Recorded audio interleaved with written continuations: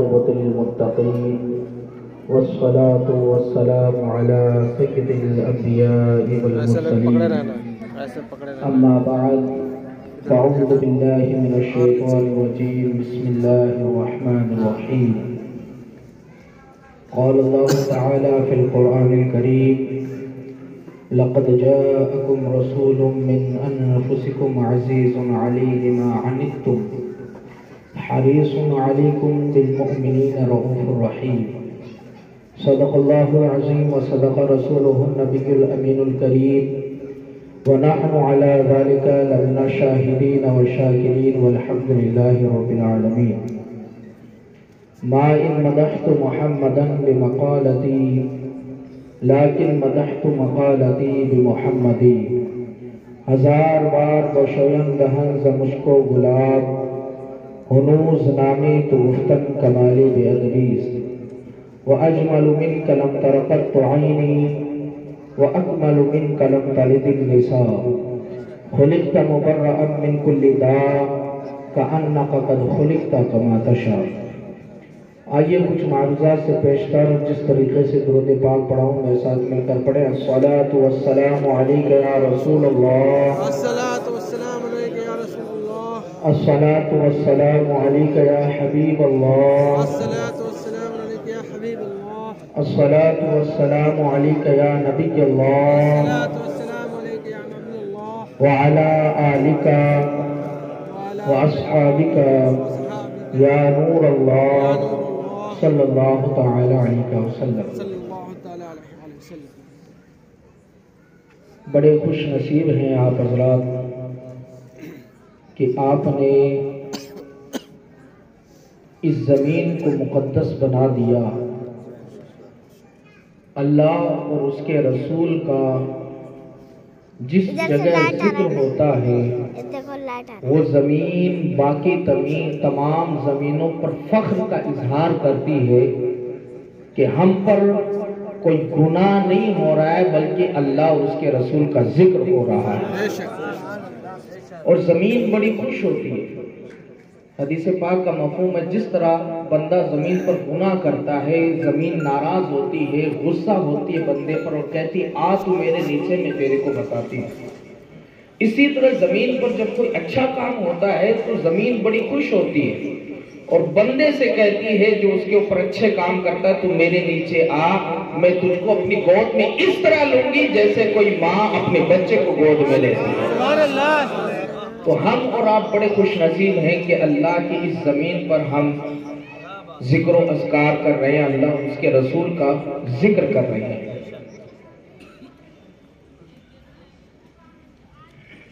اللہ عز و جل کی بارگاہ میں دعا ہے مولا تعالی ہماری اس محفل کو اور اس کے سجانے سنوارنے میں جنہوں نے بھی دامے دل میں قدمے سخنے حصہ لیا، اللہ تمام کی محبتوں کو اپنی بارگاہ میں قبول فرمائے۔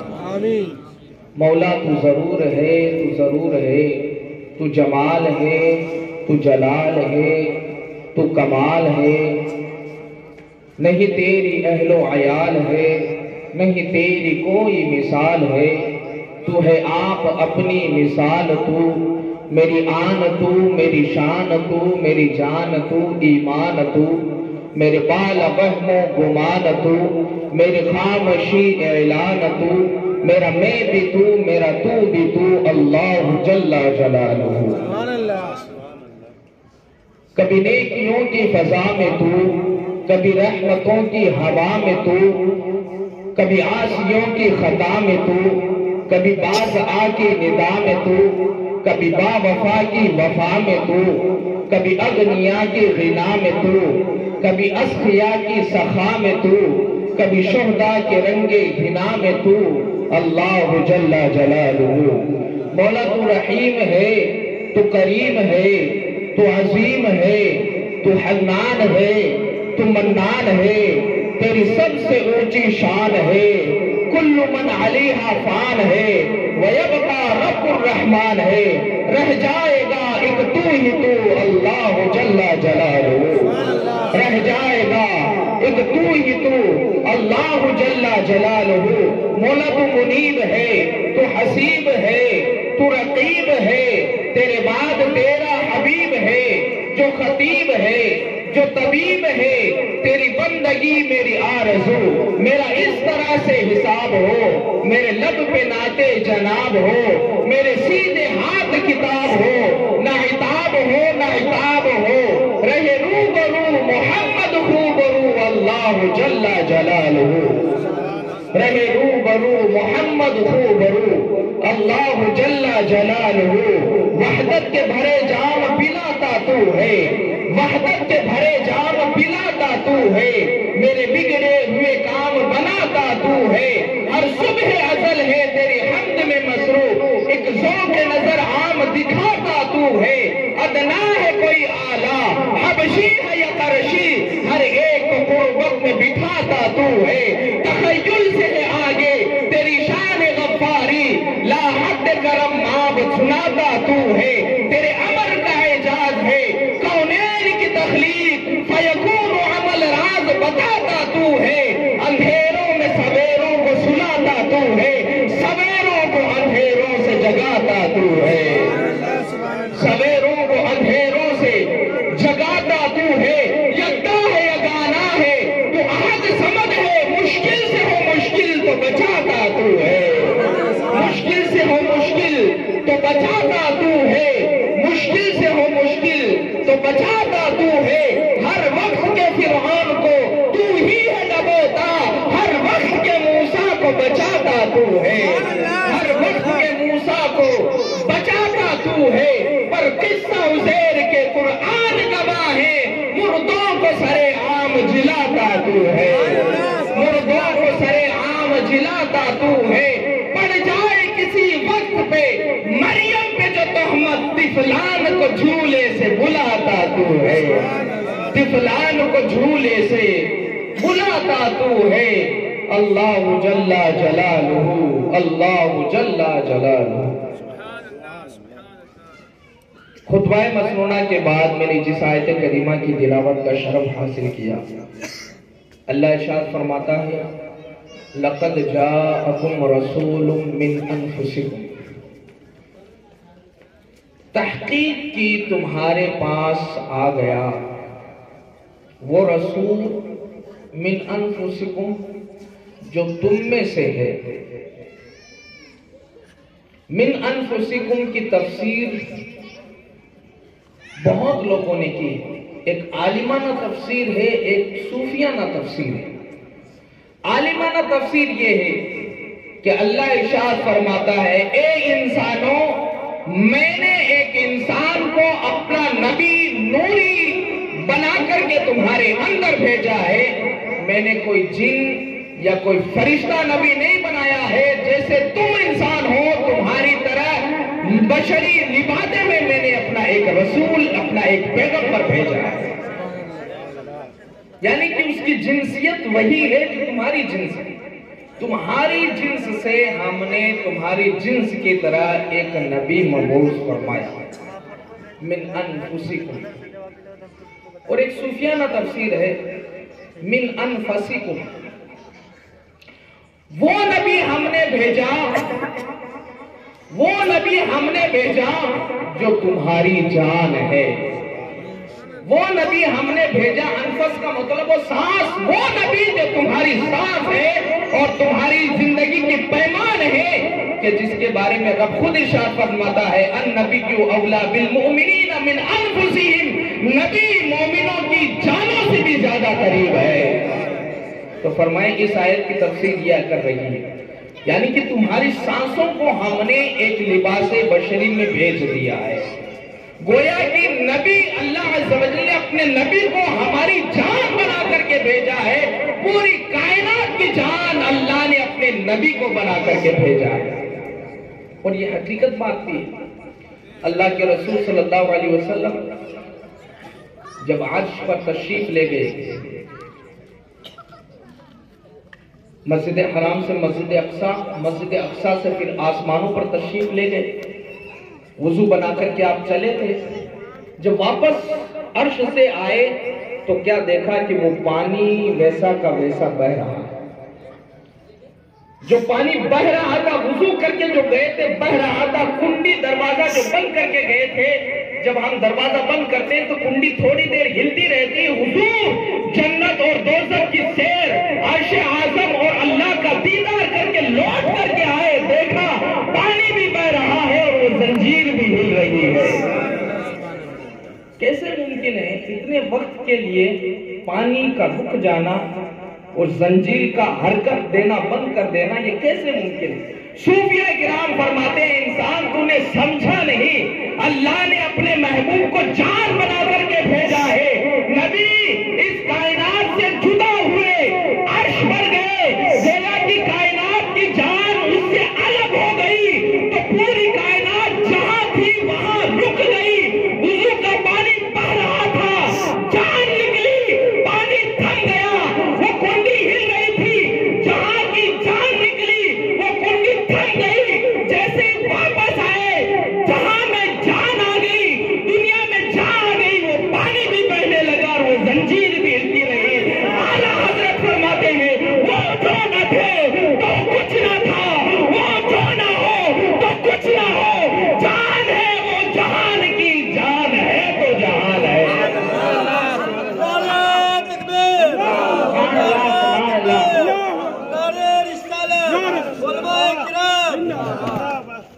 نعرہ تکبیر، نعرہ تکبیر، نعرہ رسالت، نعرہ رسالت. علماء اہل سنت جشن عید میلاد النبی، نعرہ تکبیر، نعرہ رسالت.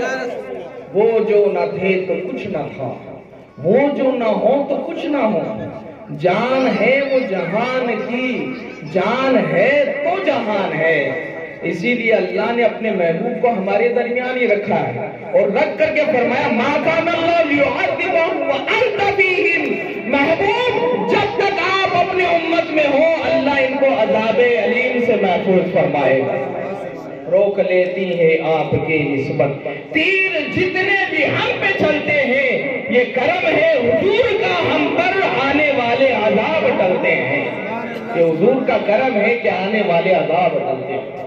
تو اللہ نے اپنے محبوب کو جان بنا کر کے بھیجا ہے. تو اللہ ارشاد فرماتا لقد جاءکم رسول من انفسکم عزیز علیہ ما عنتم. اس پر بھاری ہے کہ تم مشقت میں پڑو، اس پر بھاری ہے کہ تم مشقت میں پڑو، تم تکلیف میں پڑو. یہ اللہ کے رسول صلی اللہ علیہ وسلم کو بہت گرا گزرتا ہے. حضور نہیں چاہتے کہ میری امت تکلیف میں پڑے. حضور اپنی امت سے کتنی محبت فرماتے ہیں. اللہ اکبر. صوفیہ کرام فرماتے ہیں عرش پر جب حضور گئے رب کا دیدار ہوا. اللہ اکبر. ایک حضرت موسیٰ نے تجلی دیکھی تھی. حضرت موسیٰ علیہ السلام کے ہوش و حواس گم ہو گئے تھے. قرآن کہتا وَخَرَّ مُوسَىٰ صَعِقًا. جناب موسیٰ بے ہوش ہو کر کے گر گئے. نبی اپنے رب کا دیدار کر رہے ہیں. اللہ اکبر. ہوش و حواس گم ہو جانے والا وہ لمحہ تھا. ایسے لمحے میں بھی انسان جب اس کے ہوش و حواس گم ہو جاتے ہیں دوسروں کی کیا وہ خود کی بھی اس کی خبر نہیں رہتی ہے. اگر کوئی شخص سامنے سانپ دیکھ لے، شیر دیکھ لے کھلا ہوا، اس کے سامنے صرف وہ ہو، وہ اپنے بال بچوں کے بارے میں نہ سوچے گا، اپنے دوسرے رشتہ دار کے بارے میں نہ سوچے گا. اس کے ذہن میں صرف اور صرف اپنا بھلا رہے گا. میں اپنی جان کس طرح بچا لوں، میں کس طرح اس سے اپنی جان بچا لوں. گویا کہ جب کوئی ایسا منظر دیکھتا ہے کہ جس سے آدمی کی عقل و آواز کھو جائے تو وہ صرف اپنے بارے میں سوچتا ہے. میرے نبی نے اتنا اچھا نظارہ دیکھا اللہ عز و جل کا، اس کی تجلی کا نظارہ کیا. ہونا تو یہ چاہیے تھا کہ نبی صرف اپنے لیے مانگتے، نبی صرف اپنے گھر والوں کے لیے مانگتے، لیکن نہیں. نبی نے نہ اپنے لیے مانگا نہ اپنے گھر والوں کے لیے مانگا، بلکہ رب کا جب دیدار ہوا رب نے فرمایا اے میرے پیارے مانگ کیا مانگتا ہے؟ تو حضور نے ارشاد فرمایا رب سلم امتی، رب سلم امتی. اے میرے رب میری امت کو بخش دے، میری امت پر سلامت والا ہو جائے. اور نبی ہم پر کتنے مہربان ہیں. آپ دیکھیں آپ میں سے ہر ایک کا کوئی نہ کوئی دوست ہوگا دوستوں کے ساتھ رات گزارتے بھی ہیں، 10 11 بجے تک بیٹھتے رہتے ہیں، باتیں کرتے ہیں، کبھی چوراہے کبھی کسی کے گھر۔ آپ کی دوستیوں کو 9 سال 10 سال 15 سال ہو گئے ہوں گے، لیکن دل پر ہاتھ رکھ کے بتائیں، ہر رات جب آپ اپنے دوست سے جدا ہو کر گپ شپ مار کر کے جب اپنے گھر جاتے ہیں، کیا آپ کے دوست نے کہا کہ سونے سے پہلے بستر جھاڑ لینا؟ سونے سے پہلے بستر جھاڑ لینا کبھی کسی دوست نے کسی دوست کو کہا؟ 10 15 سال دوستیاں رہی، صداقت رہی، کسی دوست نے کسی دوست کو نہ کہا ہوگا جا تو رہے ہو سونے کے لیے، ذرا بستر بھی جھاڑ لینا۔ لیکن آئیے وہ رحمت عالم کی رحمت کا ملاحظہ کیجئے، ہم سے 1400 سال پہلے ہے، ہم سے ہمدردی اتنی ہے کہ فرماتے ہیں اے میرا امتی، تو اگر سونا چاہتا ہے تو بستر کو 3 مرتبہ جھاڑ لے۔ میں یہ نہیں چاہتا کہ بغیر جھاڑے تو بستر پر سو جائے، اس میں کوئی جانور ہو اور وہ تجھے تکلیف دے دے۔ اس سے بڑھ کر کے رحمت، مودت اور الفت اور کیا ہو سکتا ہے؟ اللہ کے رسول صلی اللہ علیہ وسلم نے فرمایا لولا ان اشق علی امتی لامرتهم بالصواب۔ اس محبوب کو ہمارا کتنا دھیان ہے اور ہماری تکلیفوں کا کتنا خیال ہے، فرماتے ہیں اگر میں اپنے امت پر بھاری نہ سمجھتا، دشوار نہ سمجھتا، تو ان کو حکم دیتا کہ ہر نماز سے پہلے وہ مسواک ضرور کریں۔ محدثین فرماتے ہیں اگر حضور حکم دے دیتے جس طرح نماز کے لیے وضو ضروری ہے، اسی طرح مسواک بھی ضروری ہوتی، بغیر مسواک کے نماز نہیں ہوتی۔ اور یہاں تک کہ حضور ارشاد فرماتے ہیں اگر میں اپنی امت پر گرا نہ سمجھتا تو ان کو حکم دیتا کہ عشاء کی نماز رات کے آخری وقت میں پڑھیں۔ لَأَمَرْتُهُمْ، محدثین فرماتے ہیں اس کا مطلب ہے لَأَوْجَبْتُهُمْ، میں ان پر واجب کر دیتا عشاء کی نماز اسی وقت ہوتی جب رات کے آخری پہر میں پڑھتے۔ لیکن حضور نے ایسا نہیں فرمایا، مغرب کا وقت ختم ہوا کبھی بھی عشاء کی نماز پڑھ لی جائے۔ اللہ کے رسول صلی اللہ علیہ وسلم نے ارشاد فرمایا کوئی بھی شخص ایسی چھت پر نہ سوئے کہ جس میں منڈیریں نہ بنی ہو، جس میں دیواریں نہ بنی ہو، کہ کہیں ایسا نہ ہو۔ اکثر ہوتا ہے آدمی کو نیند میں لڑکنے کی عادت رہتی ہے، نیند میں وہ لڑکا، منڈیر نہیں ہے چھت پر، دیوار نہیں ہے تو نیچے گر جائے گا، اس کو تکلیف پہنچے گی۔ بتائیے ہمارے نبی کو ہماری تکلیف کا کتنا خیال ہے، کتنا دھیان ہے۔ فرمایا ایسی چھت پر نہ سونا کہ جس میں دیوار یا منڈیر نہ ہو۔ اور اللہ کے رسول صلی اللہ علیہ وسلم آپ دیکھتے جائیں میں کون کون سی مثال دوں احادیث مبارکہ میں۔ حضور ارشاد فرماتے ہیں اگر جوتا ایسا ہے جو بند ہو، یعنی چپل کے علاوہ کوئی اور جوتا ہو، تو اس کو بیٹھ کر کے اور دیکھ کر کے پہنو۔ وجہ کیا ہے؟ حکمہ فرماتے ہیں کہیں ایسا نہ ہو کہ اس میں کوئی موذی جانور چلا گیا اس جوتے میں، میری امت کا کوئی فرد اپنا پیر داخل کرے اور اس کے پیر میں وہ کاٹ لے اور وہ تکلیف میں پڑ جائے۔ مجھے یہ گوارا نہیں کہ میرے کسی امتی کو تکلیف پہنچے۔ فرمایا جوتے پہنو تو دیکھ کر کے پہنو، جھاڑ کر کے پہنو تاکہ تمہیں کوئی تکلیف نہ ہو۔ یہ حضور کی ہمدردی ہمارے تعلق سے، حضور کی محبت ہے ہمارے تعلق سے۔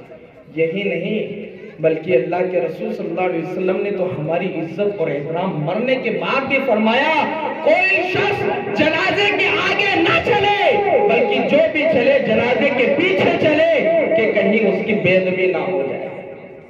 یہاں تک کہ مرنے کے بعد جب زمین میں چلے گئے تب بھی فرمایا کہ کوئی بھی قبر کے اوپر نہ بیٹھے نہ اس کے اوپر پیشاب کرے۔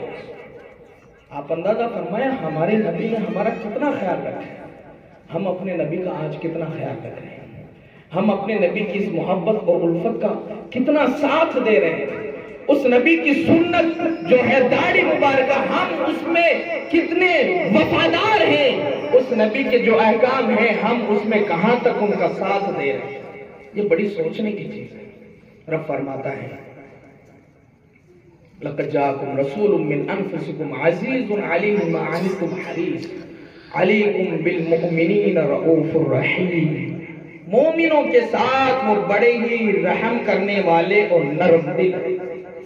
حضور سے بڑھ کر کوئی نرم دل اور رحم کرنے والا اپنے امت پر کوئی ہوا ہی نہیں. جناب آدم سے لے کر جناب عیسیٰ تک سب کو دیکھ لیجئے، کوئی بھی اپنی امت پر اتنا رحم نہیں کرتا، اتنا پیار نہیں کرتا جتنا پیار نبی اپنی امت سے فرماتے ہیں. آپ دیکھتے جائیں، حضرت ہود علیہ السلام نے تبلیغ کی، قوم نے نہ مانا، آپ نے دعائیں ہلاکت فرما دی.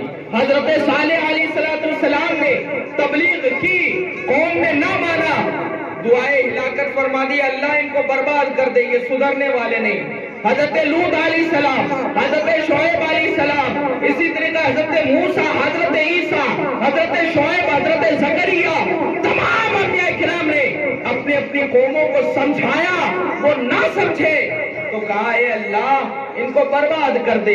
اللہ نے کسی کی بستی پر پتھروں کی بارش فرمائی آسمان سے، کسی کی بستی کو جبریل کو حکم دیا آسمان پر لے جاؤ اور الٹا واپس پلٹ دو، کسی پر پانی کا طوفان بھیجا.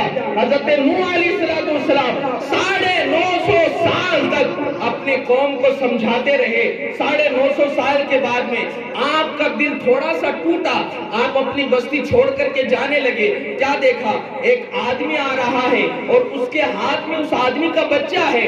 حضرت نوح علیہ السلام کے دل میں خیال آیا کہ چلو یہ لوگ نہیں مانتے، لیکن اس کے ہاتھ میں جو بچہ ہے، جو آنے والی نسل ہے، ہو سکتا ہے یہ مجھ پر ایمان لے آئے، ہو سکتا ہے یہ میرا اقرار کر لے، ہو سکتا ہے یہ اللہ کو اپنا معبود مان لے اور میری اس مشن میں ساتھ ہو جائے. یہ سوچ کر کے آپ اس آدمی کی طرف گئے، اس بچے کو مخاطب کیا، اے بچے تیرا باپ تو نہیں مانتا، کم سے کم تو مان جا کہ میں اللہ کا رسول ہوں اور وہی عبادت کے لائق ہے. اللہ اکبر اتنا کہنا تھا، باپ نے پھر بیٹے سے کہا اے بیٹے اٹھا پتھر اور دے اس کے سر پر ایک. اللہ اکبر، وہ چھوٹا سا بچہ ایک پتھر اٹھاتا ہے، جناب نوح علیہ السلام کی پیشانی پر مارتا ہے، خون کا فوارہ نکلتا ہے، خون نکلنا تھا. حضرت نوح نے ہاتھ بلند کر دیے، اے اللہ یہ قوم نہیں سدھرنے والے، ان کو تو تباہ و برباد فرما دے. اللہ نے کیا کیا کہ ان پر آسمان سے بھی پانی برسایا، زمین سے بھی پانی نکلا، پتھروں سے بھی پانی نکلا، پیڑوں سے بھی پانی نکلا، پہاڑوں سے بھی پانی نکلا، اس قوم کو ڈبو دیا. آپ ذرا سمجھنے کی کوشش کریں، حضرت نوح علیہ السلام نے ایک پتھر کھایا، خون آیا، صرف ایک پتھر آپ کی پیشانی پر لگا، آپ نے دعائیں ہلاکت فرما دی. ذرا دیکھیں طائف کا وہ منظر، میرے نبی اپنے ایک غلام کے ساتھ طائف کے بازار میں جاتے ہیں اور کہتے ہیں طائف والوں ایکسپٹ کر لو، قبول کر لو کہ میں اللہ کا رسول ہوں، اللہ کی عبادت کرو، ان پتھروں کی عبادت نہ کرو. اللہ اکبر، طائف والوں نے آپ کو جھٹلا دیا، اور صرف جھٹلایا ہی نہیں بلکہ چھوٹے چھوٹے بچوں کی جھولیوں میں پتھر دے دیے اور فرمایا اس کو یہاں سے مارتے مارتے نکالو. اللہ اکبر، طائف کا وہ بازار ہے، میرے نبی اپنے غلام زید بن حارثہ کے ساتھ آگے آگے ہیں، پیچھے ایک بچہ نہیں، دو بچہ نہیں، درجنوں بچے ہیں، پتھر مار رہے ہیں، شکم اقدس پر پتھر لگ رہے ہیں، کئی پتھر لگ رہے ہیں، اور خون کا عالم یہ ہے کہ بہتا کر کے جوتیوں میں جم رہا ہے. ایسی حالت میں فرما رہے ہیں اللہم اہدی قومی انہم لا یعلمون، اے اللہ میری قوم کو ہدایت دے، وہ مجھے جانتے نہیں. سبحان اللہ، سبحان اللہ. آپ اندازہ فرمائیں، نعرہ تکبیر، نعرہ رسالت، علماء اہل سنت، مسلک اعلی حضرت، جشن عید میلاد النبی، نعرہ تکبیر، نعرہ رسالت. وہاں ایک پتھر حضرت نوح علیہ السلام کی پیشانی میں لگا، دعائیں ہلاکت ہو گئی. یہاں ایک نہیں، ہزاروں پتھر لگے. خون کا عالم یہ ہے. حضرت زید بن حارثہ کہتے ہیں نبی نے جب پاؤں نکالنا چاہا، خون نکل کر کے اتنا جم چکا تھا کہ حضور سے پاؤں مبارک نہ نکالا گیا. میں نے اپنی طاقت نکال کر کے جوتیاں مبارکہ کو الگ کیا اور میں نے کہا یا رسول اللہ آپ دعائیں ہلاکت کیوں نہیں کر دیتے؟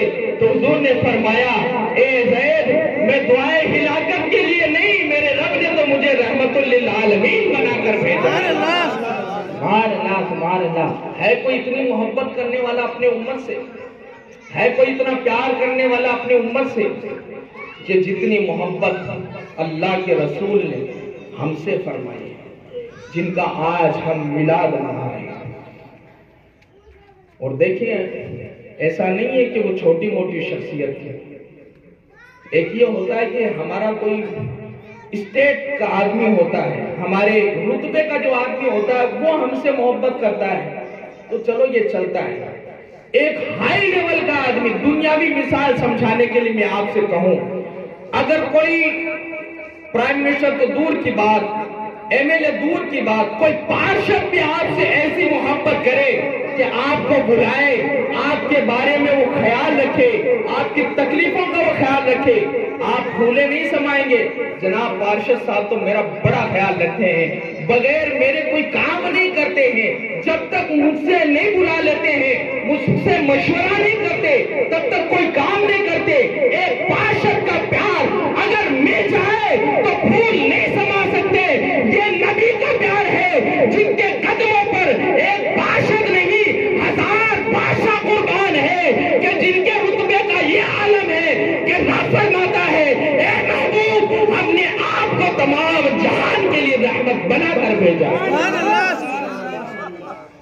آپ اندازہ فرمائیں، ہم کو تو پھولے نہیں سمانا چاہیے تھا، ہم سے ہمارا نبی کتنا محبت کرتا. اور وہ نبی اگر کسی کے ہاتھ میں ایک گلی کا کنٹرول ہے، وہ ہم سے محبت کرے، ہم پھولے نہیں سماتے.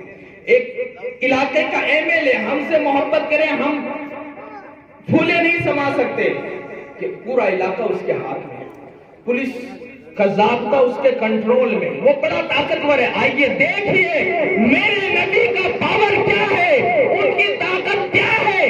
رب فرماتا ہے قد جاءتکم موعظۃ من ربکم، بے شک تمہارے پاس تمہارے رب کی طرف سے نصیحت آ گئی. اور کئی ارشاد فرمایا قرآن من ربکم، سراپا معجزہ ہم نے بنا کر کے اپنے نبی کو بھیجا ہے. پاور دیکھیں گے نبی کی پاور، جو ہم سے محبت کرتے ہیں، زمینی محبت جو ہم سے کرتے ہیں، ان کا پاور. کسی کے ہاتھ میں 2 پولیس اسٹیشن ہے، کسی کے 3 ہے، کسی کے ہاتھ میں پورا ملک ہی ہے، لیکن کل جہاں تو نہیں ہے. میرے نبی کا وہ عالم ہے کہ جن کے پاور میں اللہ نے کل جہاں دے دیا، کل جہاں مل کر جو کی روٹی غذا اور شکم کی قناعت پہ لاکھوں سلام. میرے نبی کے ہاتھ میں پوری جہان کو اللہ نے دے دی. اللہ کے رسول صلی اللہ علیہ وسلم جب اعلان نبوت فرمائے، ایک بار درود پاک پڑھیں اللہم صلی علی سیدنا سفینا حبیبنا مولانا محمد بارک صلاۃ و سلام علیک یا رسول اللہ صلی اللہ تعالی علیہ وسلم. میرے نبی کے ہاتھ میں پورا کنٹرول اللہ عز و جل نے دے دیا. اللہ عز و جل، اللہ کے رسول صلی اللہ علیہ وسلم نے جب اعلان نبوت فرمایا اور کہا کہ میں اللہ کا نبی ہوں، تمام لوگوں نے جھٹلایا، لیکن اللہ کے رسول صلی اللہ علیہ وسلم کی